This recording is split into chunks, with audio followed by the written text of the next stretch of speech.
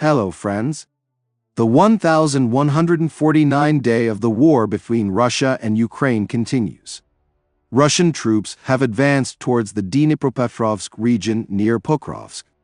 According to Deep State, they have taken up new positions in the Kotlyne and Zaporizhzhia areas. At the same time, Commander-in-Chief Syrskyi said that the Ukrainian armed forces are counterattacking closer to Pokrovsk itself. He says that in recent weeks, during counteroffensives near Pokrovsk, Ukrainian troops have liberated about 16 square kilometers of territory in the area of the settlements of Shevchenko, Udachne, and Kotlyne. Russia, according to him, is also attacking in this direction. The Ukrainian army repulses about 30 Russian assaults every day. Russian military telegram channels also claim that in recent days, the Russian army has been conducting offensive operations to the southwest of Pokrovsk, in particular near Pishchany Zvirovi, Udachne, and Lyasivka. There is also an advance of the Russians in the Sukha Balka area south of Toretsk. There, the offensive is underway with the daily capture of new territories. Moreover, two supposed pockets have now formed here to the east and west of the Donetsk-Kostyantynivka highway. The Russian Defense Ministry announced the capture of Kalinovi yesterday. In general, the tactical plan, apparently, consisted of eliminating a large pocket of Ukrainian defense to the southwest of Toretsk, where a certain calm was observed until the 20th of March. Judging by the dynamics of the deep state map since March 21, this pocket has already been cut into two parts at the very least.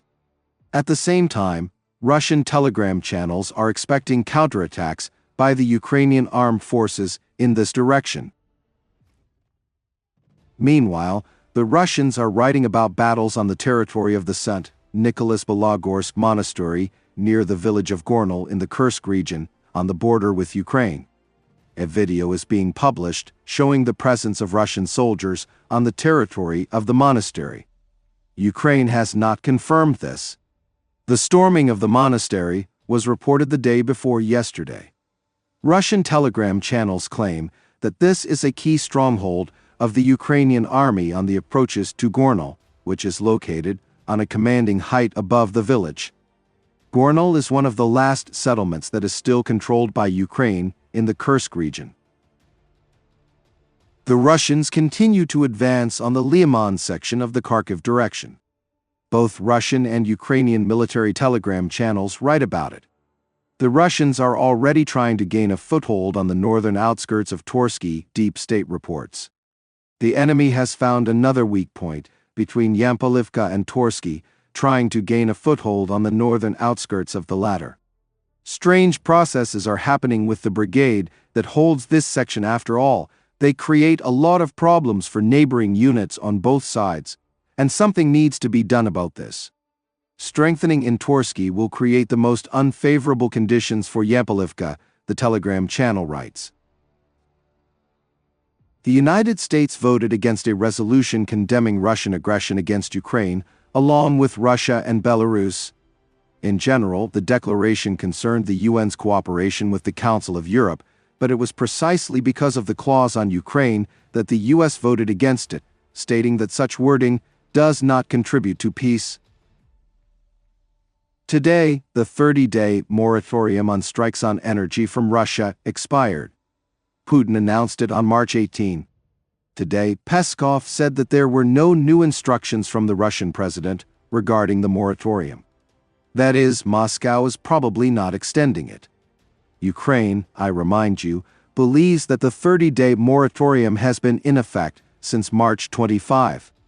But, obviously, if Russia begins large-scale strikes on Ukrainian energy facilities again, Kiev will begin to strike at Russian energy as well. Let me remind you that both sides accused each other of violating the moratorium during its validity. Trump today said that he is not a fan of Zelensky. If you are smart, you do not get involved in wars. I wouldn't say he's done the best job. I'm not a big fan of his, he said. At the same time, the US president said he did not hold Zelensky responsible for the war in Ukraine. Friends, I want to develop and strive for higher quality content, but my 2009 computer does not allow me to do this. If you have the opportunity to help me buy a new computer and make my dream come true, I will be very grateful to you. You will find the link in the description under the video and in the pinned comment. Thank you very much and see you in the next video.